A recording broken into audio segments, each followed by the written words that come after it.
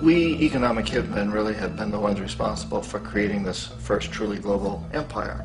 And we work many different ways.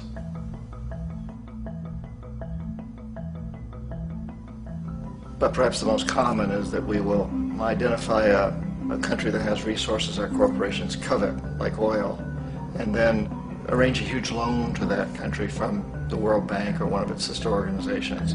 But the money never actually goes to the country. Instead, it goes to our big corporations to build infrastructure projects in that country, power plants, industrial parks, ports, things that benefit a few rich people in that country, in addition to our corporations, but really don't help the majority of the people at all. However, those people, the whole country, is left holding a huge debt.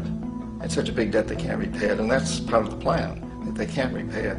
And so at some point we economic hitmen go back to them and say, listen, you lost a lot of money, can't pay your debt, so sell your oil real cheap to our oil companies. Allow us to build a military base in your country, or send troops in support of ours to someplace in the world like Iraq, or vote with us on the next UN vote. To have their electric utility company privatized and their water and sewage system privatized and sold to U.S. corporations or other multinational corporations. So there was that whole mushrooming thing, and it's so typical of the way the IMF and the World Bank work, that you put a country in debt, it's such a big debt it can't pay it, and then you offer to refinance that debt and pay even more interest. And you demand this quid pro quo, which you call a conditionality or good governance, which means basically that they've got to sell off their resources, including many of their social services, their utility companies, their school systems sometimes, their penal systems, their insurance systems, to foreign corporations. So it's a double, triple, quadruple whammy. The precedent for economic hitmen really began back in the early 50s when democratically elected Mossadegh, who was elected in Iran, he was considered to be the hope for democracy in the Middle East and around the world. He was Time Magazine's Man of the Year. But one of the things that he'd run on and began to implement was the idea that foreign oil companies needed to pay the Iranian people a lot more for the oil that they were taking out of Iran. The Iranian people should benefit from their own oil. Strange policy. We didn't like that, of course. But we were afraid to do what we normally were doing, which was to send in the military. Instead, we sent in one CIA agent, Kermit Roosevelt, Teddy Roosevelt's relative. And Kermit went in with a few $1 million and was very, very effective and efficient. And in a short amount of time, he managed to get Mossadegh overthrown and brought in the Shah of Iran to replace him, who always was favorable to oil. And it was extremely effective. Bombs overflow Tehran. Army officers shout that Mossadegh has surrendered and his regime as virtual dictator of Iran is ended. Pictures of the Shah are paraded through the streets as sentiment reverses. The Shah is welcomed home. So back here in the United States, in Washington, people looked around and said, wow, that was easy and cheap. So this established a whole new way of manipulating countries, of creating empire. The only problem with Roosevelt was that he was a card-carrying CIA agent, and had he been caught, the ramifications could have been pretty serious.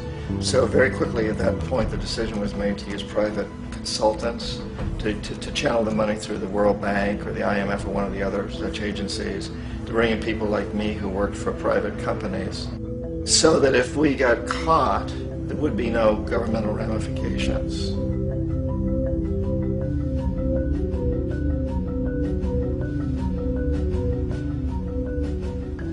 When Arbenz became president of Guatemala, the country was very much under the thumbs of United Fruit Company, the big international corporations. And Arbenz ran on this ticket that says, you know, we want to get the land back to the people.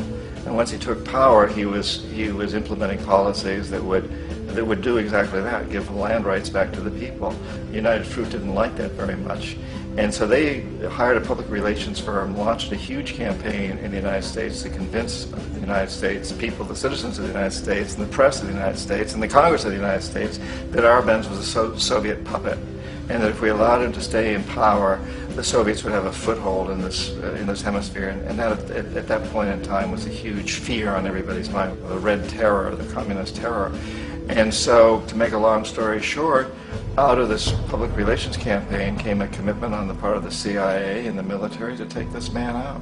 And in fact, we did. We sent in planes, we sent in soldiers, we sent in jackals, we sent everything in to take him out, and did take him out. And as soon as he was removed from office, the new guy that took over after him basically reinstated everything to the big international corporations, including United Fruit.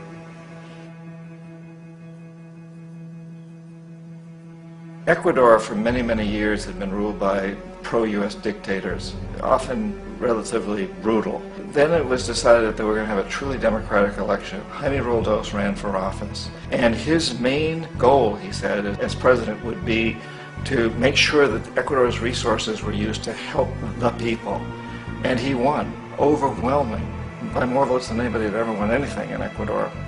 And he began to implement these policies to make sure that the profits from oil went to help the people. Well, we didn't like that in the United States. I was sent down as one of several economic hitmen to change Roldos, to corrupt him, to bring him around, to let him know, okay, you can get very rich, you and your family, if you play our game, but if you continue to try to keep these policies you've promised, you're going to go. He wouldn't listen. He was assassinated. As soon as the plane crashed, the whole area was cordoned off. The only people allowed in were U.S. military from a nearby base and some of the Ecuadorian military. When an investigation was launched, two of the key witnesses died in car accidents before they had a chance to testify. A lot of very, very strange things that went on around the assassination of Jaime Roldos. I, like most people who've really looked at this case, have absolutely no doubt that it was an assassination. And of course, in my position as an economic hitman, I was always expecting something to happen to Jaime, whether it be a coup or assassination, I wasn't sure, but that he would be taken down because he was not being corrupted. He would not allow himself to be corrupted the way we wanted to corrupt him. Omar Torrijos, president of Panama, was, one of my favorite people. I really, really liked him. He was very charismatic. He was a guy who really wanted to help his country. And when I tried to bribe him or corrupt him, he said, look, John, he called me Juanito. He said, look, Juanito, I don't need the money. What I really need is for my country to be treated fairly. I need for the United States to repay the debts that you owe my people for all the destruction you've done here. I need to be in a position where I can help other Latin American countries win their independence and be free of this terrible presence from the north that you people are exploiting us so badly. I need to have the Panama Canal back in the hands of the Panamanian people. That's what I want. And so, leave me alone. Don't try to bribe me. It was 1981, and in May, Jaime Roldos was assassinated. And Omar was very aware of this. Torrijos got his family together and he said, I'm probably next, but it's okay because I've done what I came here to do. I've renegotiated the canal. The canal will now be in our hands. He just finished negotiating the treaty with Jimmy Carter.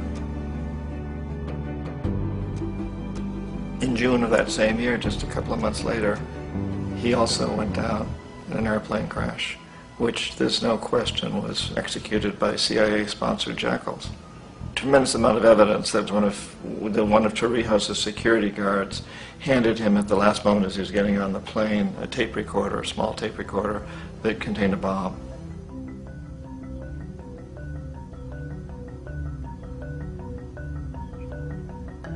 It is interesting to me how this system has continued pretty much the same way for years and years and years, except the economic hitmen have got better and better and better. Then we come up with, very recently, what happened in Venezuela.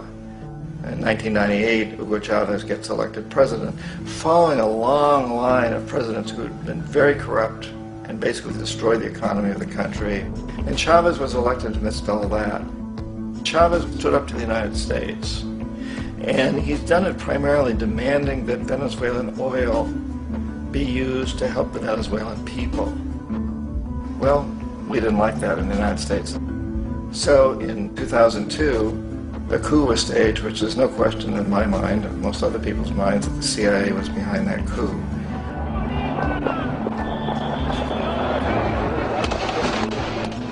way that that coup was fomented was very reflective of what Kermit Roosevelt had done in Iran, of paying people to go out into the streets to riot, to protest, to say this Chavez is very unpopular. You know, if you can get a few thousand people to do that, television can make it look like it's the whole country, and things start to mushroom. Except in the case of Chavez, he was smart enough, and the people were so strongly behind him that they overcame it, which was a phenomenal moment in the history of Latin America.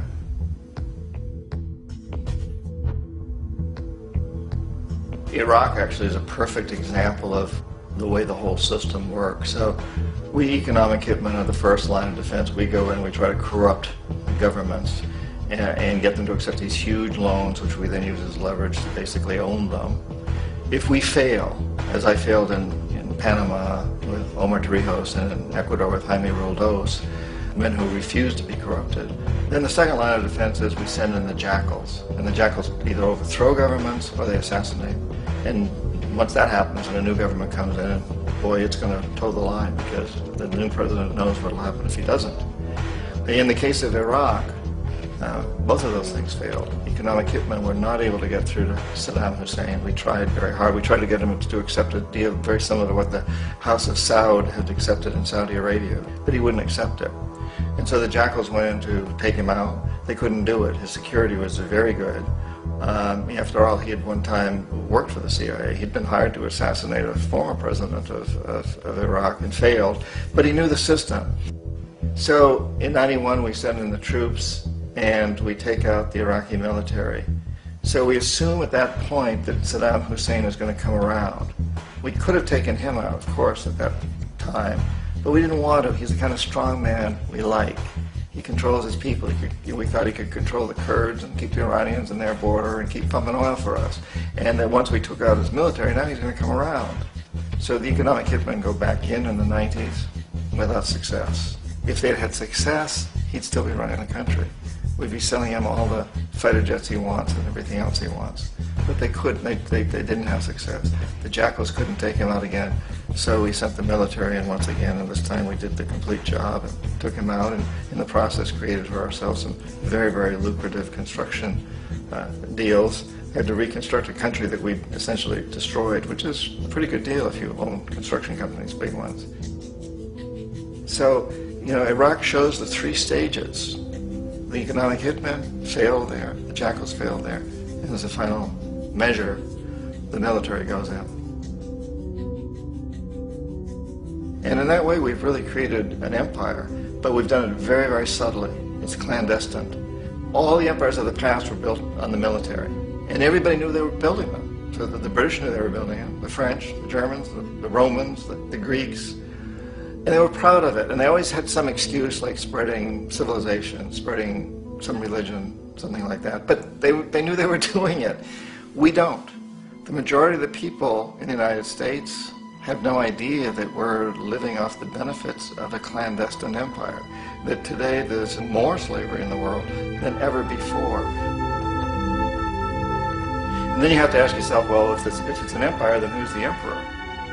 Obviously, our presidents of the United States are not emperors. An emperor is someone who's not elected, doesn't serve a limited term, and doesn't report to anyone, essentially. So you can't classify our presidents that way. But we do have what I consider to be the equivalent of the emperor, and it's what I call the corporatocracy. The corporatocracy is this group of individuals who run our biggest corporations, and they really act as the emperor of this empire. They control our media, either through direct ownership or advertising. They control most of our politicians because they finance their campaigns, either through their corporations or through personal contributions that come out of the corporations. They're not elected, they don't serve a limited term, they don't report to anybody. And at the very top of the corporatocracy, you really can't tell whether a person's working for a private corporation or the government because they're always moving back and forth. So, you know, you've got a guy who one moment is the president of a big construction company like Halliburton, and the next moment he's vice president of the United States, or the president who is in the oil business. And this is true whether you've got Democrats or Republicans in the office. You have the